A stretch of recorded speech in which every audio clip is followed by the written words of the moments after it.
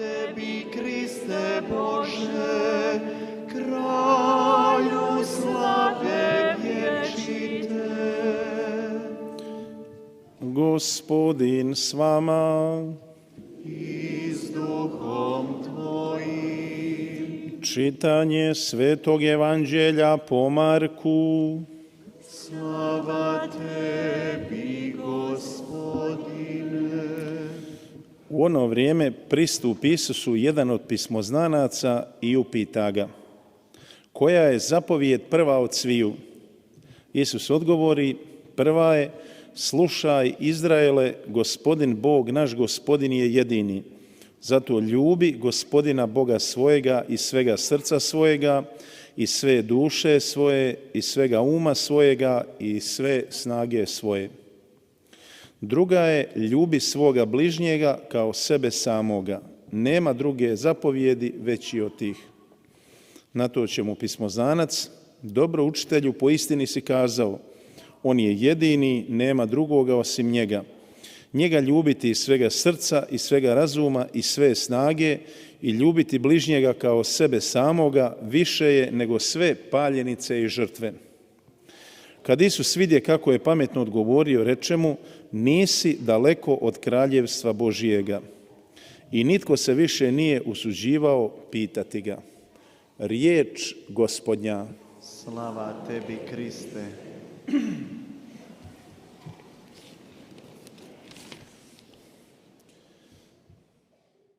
Braćo i sestre, svi mi 형제자매 여러분, znamo kako nam u životu treba orijentacija i trebamo znati pravac. 우리는 삶 안에서 방향이 필요하다는 것을 압니다. 우리가 가야 하는 길, 목적이 필요합니다. 산을 올라가는 사람들도 분명히 그들은 나침판을 가지고 갑니다. 그래서 자신들의 길, 동서남북의 위치를 파악합니다. Isto tako znamo da 그래서 자연 속에서 자신의 위치를 파악합니다. postoje u autonavigacji 10년, i pa da ne znamo 20년 동안, koje grad 20년 전부터는 이제 차에는 톰톰이라는 게 생겼습니다. 그래서 어디를 가든지 길을 잃지 않고 또 아무리 복잡한 길이라도 우리가 톰톰 GPS에 우리가 가는 길을 입력하면 우리는 즉시 그곳을 갈 수 있습니다. Židove 유대인들에게 있어서 그들의 방향은 zapovjedi njihovoga zakona koje je trebalo striktno obdržavati. Od njih 613개 율법에 쓰여져 있습니다. 605 su bile one 그들은 절대적으로 이것을 존중하고 지켜야 했습니다. 365개의 58 su 명령은 하지 말라는 것이고 나머지는 긍정적인 것입니다. 즉, 긍정적인 가르침이고 나머지는 모두 금지 사항들입니다. 정말 중요했던 것은 그 당시에 유대인들에게 있어서는 zapovjedi 이 율법을 지키는 사람들, 이 계명을 지키는 사람들이야말로 아주 쉽게 하늘나라에 갈 수 있다고 믿었습니다. 계명들, i mi imamo zapovjedi od početka 이 계명들은 죽음의 길로부터 보호받는 방법이었습니다. 아담과 하와도 그 명령을 izbjegavati ono 분명히 들었습니다. 이것을 하지 말고 저것을 하지 말고라는 금지들입니다. 그러나 하느님께서는 인간에게 계명을 주실 때 Adamu i Evi 기도 같았습니다. 아담과 하와를 위한 호소, 탄원 같았습니다. 저 나무의 열매만은 먹지 마라 라는 간곡한 부탁이었습니다. 재난을 당할 것이다. 여기에 수십만 그루의 나무가 있으니까 다른 나무의 열매는 다 먹어도 되지만 저것은 건드리지 말라 제발 부탁이다 였습니다. 금지된 선악과 열매였습니다. 하나님께서는 계명을 우리들의 마음 안에 기록하셨고 또 율법, 자연 속에도 그 법이 쓰여져 있습니다. 그래서 무신론자들은 영지주의자들, 그들은 어떤 종교에도 속해 있지 않은 그 사람들은 이러한 자연의 법칙을 보면서 혹은 그들 스스로가 잘 알고 있는 법들이 있었습니다. 살인하지 말아야 하고 도둑질하지 말아야 하고 이웃을 속이지 말아야 한다는 이러한 계명들을 우리들의 마음 안에 각인시켜 주셨기 때문입니다. 그래서 우리가 잊지 않도록 했습니다. 복음. 조금 전 우리가 들은 이 복음도 그렇습니다. 한 다른 율법학자가 다른 사람의 이름으로 대표로 예수님께 묻습니다. 그는 율법을 어쩌면 잘 아는 사람이었습니다. 전문가였을 수 있습니다. 모든 계명 가운데서 첫째가 하는 계명이 무엇이냐라고 묻습니다. 가장 우리가 중요하게 여기고 실천해야 하는 것이 무엇입니까? 라고 물었습니다. 바리사이들 자칫 잘못하면 이런 잘못에 빠지지 않기 위해서 어느 날인가 예수님께 물었습니다. 황제에게 세금을 내야 하느냐 말아야 하느냐라는 질문을 했었죠. 한 여인이 잘못을 했습니다. 그래서 돌로 쳐 죽여야 하는데 어떻게 해야 하느냐 등등 율법을 지키지 않게 되면 이라는 여러 가지 이야기들이 나왔었습니다. 그러나 예수님은 아주 단순 명료하게 이런 그들의 요구나 그들의 어떤 속임수가 잔뜩 들어있는 올가미를 뒤덮여 쓰려고 하는 이런 질문 앞에서 단순 명료하게 현명하게 대답하셨습니다.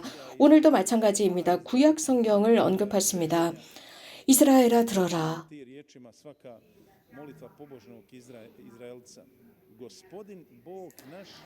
우리는 아침 저녁으로 이 말씀으로 기도를 시작합니다. 이스라엘아 들어라. 주 우리 하느님은 한 분이신 주님이시다. 너는 마음을 다하고 목숨을 다하고 정신을 다하고 힘을 다하여 주 너의 하느님을 사랑해야 한다. 이것이 바로 신명기에 등장하는 하느님의 말씀입니다. 그리고 예수님께서는 두 번째로 이런 말씀하십니다. 내 이웃을 너처럼 사랑해야 한다. 이보다 더 큰 계명은 없다. 이것은 레위기에 등장하는 말씀입니다. 예수님께서 답하십니다. 아주 평화롭게 큰 마음을 가지시고 관대한 모습으로 이렇게 단순 명료하고 구체적으로 그들의 질문에 대한 답을 해결하셨습니다. 사랑에 대한 법입니다.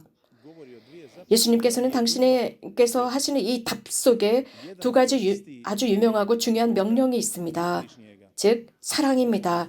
하느님을 사랑하고 이웃을 사랑하라 두 가지입니다. 무엇보다도 하느님을 사랑하라입니다. 하느님은 모든 것을 초월하시기 때문입니다. 또 이웃을 사랑하라. 이 두 사랑은 서로 상호 보완적입니다. 두 가지가 함께 가야 합니다. 성 요한 복음사가는 이런 말을 했습니다. 자신의 형제를 사랑하지 않는 사람은 하느님을 사랑할 수 없다. 보이는 형제를 사랑하지 않으면 보이지 않는 하느님을 사랑할 수 없다고 했습니다. 그렇기 때문에 참사랑, 인간을 향한 참사랑, 이웃을 향한 참사랑과 하느님을 향한 참사랑 서로 나눌 수 없습니다. 상호 보완적입니다. 누군가는 놀랄 수도 있습니다. 주님이신 예수님께서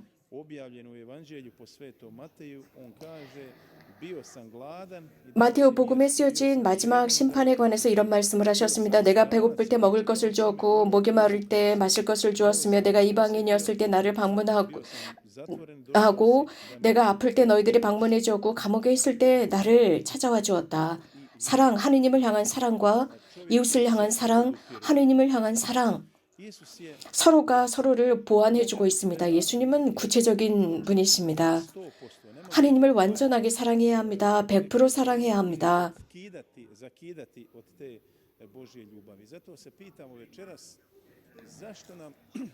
이 사랑이 상호 보완적이기 때문에 편파적일 수가 없습니다. 오늘 저녁 우리는 자문해 보아야 합니다. 왜 하느님께서는 자주 하느님이 첫 자리에 있지 못하고 다른 우상들이 첫 자리를 차지하는 것일까? 우리들이 하느님을 네 번째, 다섯 번째, 여섯 번째에 놓고 왜 다른 우상들을 인생의 첫 자리에 두는 것일까? 라고 말입니다. 왜 우리는 모든 것과 이렇게 단절되어 있을까? 우리는 목적이 아직도 멀리 있기 때문입니다. 인간의 가장 위대한 소명은 사랑으로 불려졌다는 것입니다. 예수님께서 새로운 계명을 주셨습니다. 당시의 청취자들과 우리들에게 주신 계명입니다. 새롭다라는 뜻은 예수님께서는 우리들에게 능력을 부여하셨습니다. 내면으로부터 사랑할 수 있는 능력입니다. 이것은 예수님께서 우리들에게 알려주신 새 소식입니다. 율법뿐만 아니라 하느님과 이웃을 향한 사랑. 그 사랑은 내면으로부터 출발합니다. 구체적입니다. 우리가 살아가고 있는 사람들, 주변에 있는 사람들, 직장에서 함께하는 이웃들과의 사랑입니다. 이것은 예수님과 연결되어 있습니다. 그래서 우리는 친교를 합니다. 우리는 다른 사람 그리고 우리는 성체를 영합니다. 왜냐하면 성체가 없다면 우리는 다른 이들을 사랑할 수가 없습니다. 예수님께서 우리들을 변모시켜 주시고 그분께서 우리들 안에서 사랑할 수 있도록 격려하시기 도록 우리는 성체를 향합니다. 당신의 제자들이 되기 위해서 그리스도인들 그저 응접실에 편안한 소파에 푹 파묻혀서 앉아 있는 것이 아니라 하느님의 사랑은 기쁨과 직접적으로 연결되어 있습니다. 밖으로 나가서 사랑하는 것입니다. 하느님과 연결되어 있는 사람들은 그들의 얼굴에서 드러납니다. 하느님을 멀리하는 사람들의 얼굴은 굉장히 우울하고 슬픈 모습을 하고 있습니다. 그래서 첫날이나 마지막 날이나 그들의 모습은 늘 우울하고 슬픕니다. 그들은 긍정적인 것도 부정적으로 표현하는 능력이 있는 사람들입니다. 그들은 내면 깊은 곳에서 불행을 느끼기 때문입니다. 스포츠를 하는 사람들은 훈련을 많이 해야 한다는 것을 압니다. 올림픽 대회나 그 외 다른 여러 국제 대회에서 승리하기 위해서는 하루에 4시간, 5시간씩 훈련을 합니다. 또 음악가들, 연주가들, 그들은 이런 음악 아카데미를 끝나고 나서도 하루에 5시간, 6시간씩 연습을 합니다. 우리도 마찬가지입니다. 그리스도인으로서 제대로 살아가기 위해서는 사랑을 훈련해야 합니다. 그 조건은 영적인 훈련이 바탕이 되어야 합니다. 이기심이 아닙니다. 내가 중심에 있는 것이 아니라 예수님 당신께서 중심에 계십시오라고 전제하는 것입니다. 당신께서 저를 가르쳐 주십시오라고 기도하는 것입니다. 내가 그분과 대화하지 못하고 내 삶 안에서 의미를 찾지 못한다면 주님 당신이 저의 의미가 되어 주십시오. 당신의 사랑의 불꽃이 되도록 해주십시오. 성령을 보내주십시오라고 청할 때 하나님께서는 우리가 무릎을 꿇고 우리들의 손을 열고 기도할 때 하나님께서는 즉시 들어주십니다. 우리는 그 기도의 결과를 당장은 볼 수 없을지 모르지만 꼭 필요한 그 시기에 그 기도의 결과가 보여집니다. 기도의 황금률은 하나님께서 들어주신다는 것입니다. 물론 우리가 원하는 그것을 받지 않았다면 그 기도는 훨씬 더 좋은 것입니다. 단지 당신의 뜻대로 해주십시오라고 기도하는 것입니다. 우리는 다른 사람들을 판단할 이유가 비판할 이유가 없습니다. 큰 차를 가지고 있고 좋은 집을 가지고 있는 사람들 그리고 열대지방을 여행하는 이런 사람들 를 비판하고 나쁘게 볼 이유가 없습니다. 우리는 의롭게 그들을 봐줘야 합니다. 긍정적으로 봐줘야 합니다. 가장 먼저 첫 번째 하느님을 모시는 것입니다. 그리고 두 번째 이웃을 두고 그리고 나머지 것들이 따라오는 것입니다. 모두를 사랑하는 것입니다. 성 요한은 분명하게 구체적으로 언급하고 있습니다. 보이지 않는 하느님을 사랑하면서도 형제를 사랑하지 못하는 것은 이웃을 사랑하는 것은 맞지 않다라고 했습니다. 너의 이웃이 누구냐라고 했습니다. 보이는 형제를 사랑하지 못하면서 어떻게 하느님을 사랑하느냐라고 했습니다. 함께 사는 사람들은 하느님께서 나에게 주신 사람들입니다. 내 이웃입니다. 어떤 누구는 이런 말을 합니다. 내 이웃이 좀 바뀌었으면 좋겠는데 다른 사람이면 좋겠는데 내 아내가 좀 바뀌면 좋겠는데 혹은 우리 직장 상사가 변했으면 좋겠는데 그럼 내 삶이 좀 더 편안할 텐데 정치가 바뀌었으면 좋겠는데 혹은 의사가 좀 바뀌었으면 좋겠는데 등등 모든 것이 나만 바뀌지 않고 모두가 다 바뀌었으면 좋겠다고 생각합니다. 그러면 잘 살 수 있다고 생각합니다. 사실은 우리가 문제가 있습니다. 우리들은 완벽하다고 생각합니다. 우리가 바뀌어야 합니다. 우리가 움직여야 합니다. 우리들 안에 있는 그 악의 근본 뿌리를 뽑아내야 합니다. 이기심, 분노, 험담, 다른 사람에 대한 수근거림 이런 모든 것을 내가 뿌리째 뽑아버린다면 세상은 좀 더 나을 것입니다. 다른 사람들이 변화되길 기다리는 것 그것은 허상일 뿐입니다. 다른 사람을 바꿀 수가 없습니다. 누구도 바꿀 수 없습니다. 어떤 죄도 아주 작은 소죄도 우리는 그것을 뽑아내기가 굉장히 어렵지 않습니까?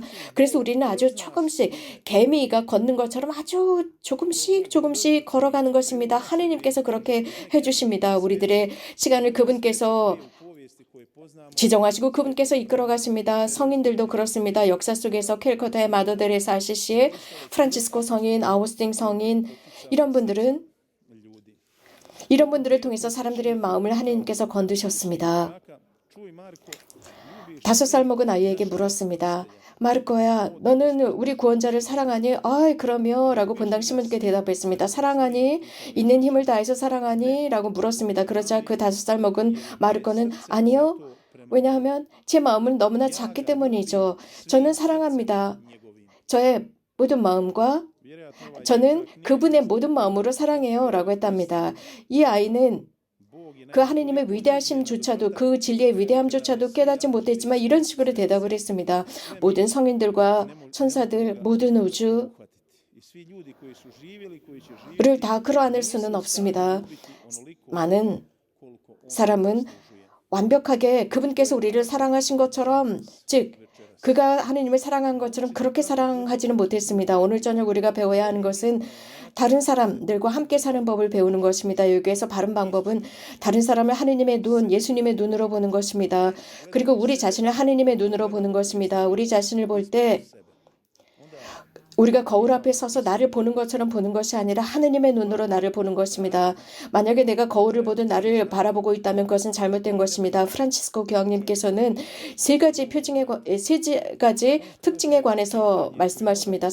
형제를 사랑하는 사람들의 세 가지 특징이라고 했습니다. 우리 모두가 해야 하는 자문은 우리가 만나는 사람을 위해서 기도하고 있는가? 친구나 친척들만을 위해서 기도하는 것이 아니라 우리가 사랑하는 사람을 위한 기도가 아니라 그들을 위해서는 아주 쉽게 기도할 수 있다. 하지만 우리를 박해하고 우리들에 관해서 험담하는 그 사람들을 정말 사랑하고 기도하느냐? 이렇게 하기는 굉장히 어렵습니다. 왜냐하면 그들에 대한 우리들의 어떤 기분 나쁨, 불쾌감이 있기 때문입니다. 그들을 위해서 기도한다? 불가능하죠. 그렇지만 예수님께서는 죄와 죄인들을 구분하셨습니다. 자케오와 죄를 지은 그 불륜을 저지른 여인을 분명히 알고 계셨습니다. 그러나 예수님은 죄만을 단죄하셨습니다. 이런 사람들은 깨달았습니다. 예수님께서 자신들을 사랑하신다는 것을 깨달은 것이죠. 하지만 오늘 저녁 우리가 생각해야 할 것은 우리가 만나는 그 사람들을 위해서 기도하는가? 정말 하느님의 눈으로 바라보고 있는가? 두 번째 교황님께서 말씀하신 내가 이웃을 사랑하느냐라는 그 특징은 내가 질투와 시기를 하고 있느냐입니다. 누군가가 성공을 했습니다. 대단한 어떤 직장, 정말 좋은 차를 샀고 굉장히 좋은 아파트를 샀습니다. 그러면 내 마음 안에서 시기와 질투가 일어나느냐입니다. 나는 못했는데 왜 저 사람은 저렇게 부자가 됐지? 혹시 도둑질을 한 게 아니야? 혹은 어떤 부정을 저질러서 돈을 버는 게 아니야? 이런 생각을 하면서 시기와 질투를 하는지의 여부입니다. 형제에 관해서 험담을 하는 것. 지속적으로 그 사람에 대해서 계속 험담을 합니다. 비판을 합니다. 그에 관해서 나쁘게 말합니다. 악담을 퍼붓습니다. 그 사람에 관해서 부정적으로 악담을 합니다. 악담이라고 하는 것은 그 사람에 관해서 나쁜 것들을 만들어내는 것입니다. 우리는 그 사람에 관해서 덕담을 하고 그 사람이 성공했기 때문에 우리는 칭찬을 해줘야 합니다. 이 사람들은 대단하다라고 칭찬해 주는 것, 이것은 악담이 아닙니다. 덕담입니다. 그런데 악담을 하고 그 사람들에 관해서 부정적인 것들만 강조해서 말을 한다면 이것은 사랑이 아니겠죠. 이렇게 하면서 점차적으로 중재에 빠져들게 됩니다. 이건 메주거리에서는 성모님께서 자주 우리를 초대하셨습니다. 메시지에서 하느님과 이웃을 향한 사랑을 드러내라고 하셨습니다. 이 40년 동안 올해가 이제 40주년입니다. 열매가 풍성하게 맺어졌습니다. 성모님께서 발현하시고 지금도 발현하신다는 것을 분명히 보여주는 열매들입니다. 발현 초기 영적인 많은 성소자들이 배출되었고 많은 치유가 있었습니다. 이 원천은 지금도 똑같습니다. 이 원천은 대단히 큰 강물이 되었습니다. 1986년부터 86년 성모님은 이런 말씀을 하셨습니다. 사랑이 없다면 너희들은 내 아드님조차 받아들이지 못한다. 사랑이 없다면 너희들의 경험을 다른 사람들에게 전하지도 못한다. 그렇기 때문에 사랑하는 얘들아, 너희들 안에서 사랑을 먼저 살아라. 그리고 또 어떤 메시지에서는 하나님께서는 너희들이 미적지근하고 결정을 하지 못하는 사람이길 바라지 않으신다. 너희들이 완전히 그분께 속해 있기를 바라신다. 너희들을 사랑하신다. 사랑하는 얘들아, 너희들도 사랑을 위한 선택을 해라. 그래서 날마다 하느님의 사랑을 더욱 잘 이해할 수 있도록 해라. 사랑하는 얘들아, 사랑을 선택해라. 그래서 사랑이 너희들 안에서 우선이 되도록 해라. 인간의 사랑이 아니라 하느님의 사랑이 우선이 되도록 해라. 이런 성모님의 격려와 말씀은 우리에게 하신 말씀으로서 이 40년 동안 해오신 말씀이었습니다. 기름진 땅에 이 말씀이 씨앗처럼 떨어졌습니다. 그 마음을 옥토처럼 연 사람들의 마음에 떨어졌습니다. 올해 우리는 팬데믹을 겪고 있습니다. iako ima svaku večer opet ispovjedanja po sat, dva, 매일 저녁 stalno ispovjedaju, ali prije 사람들이 고해성사를 받습니다. ovih godina tu su bili 매일 저녁 그렇습니다. 2, 3년 전만 해도 časnika koji su 수백 명, 수천 명, tražili smisao 수천만의 신자들, 수백만 명의 순례자들이 이곳을 찾아와서 삶의 의미와 평화, 기쁨, 하느님을 찾았고 그것을 얻었습니다. 어떤 누구도 메주거리에서 빈손으로 똑같은 모습으로 돌아가지 않았습니다. 모두가 아주 조금씩이라도 변화되었습니다. 단 자신들을 연 사람들입니다. 어떤 표징이나 이의적이나 이런 가시적인 현상을 찾아온 사람들이 아니라 겸손하고 순수한 마음으로 찾아온 사람들, 하느님을 찾고 동정 마리아의 전구를 통해서 하느님을 발견하고자 하는 사람들은 보물을 받아서 자신들의 집으로 돌아갔습니다. molitvenih skupina pod 그래서 수백 개, 수천 개의 기도회들이 메주거리에서부터 탄생해서 전 세계로 퍼져나갔고 매일 저녁에 미사와 성체조배와 이런 모든 것들을 통해서 이곳에서 성소자들이 많이 배출되었습니다. 하느님께서는 지금도 이곳 메주거리에서 활동하고 계신다고 그들은 증언하고 있습니다. ljubavi prema Bogu, 우리가 하느님의 사랑을 čovjeku, 하느님과 이웃을 향한 사랑에 관해서 묵상하면서 우리 주님께 이렇게 기도합시다. težnju 우리들의 마음 안에 traženjem Božje ljubavi i da nam utisne trajnu hrabrost 지속적으로 하느님의 사랑이 존재할 수 있도록 해주십사 청합시다. 이러한 사랑을 타인들에게 전하고 항상 이렇게 되도록 합시다. 늘 주님을 찬미합시다. 아멘.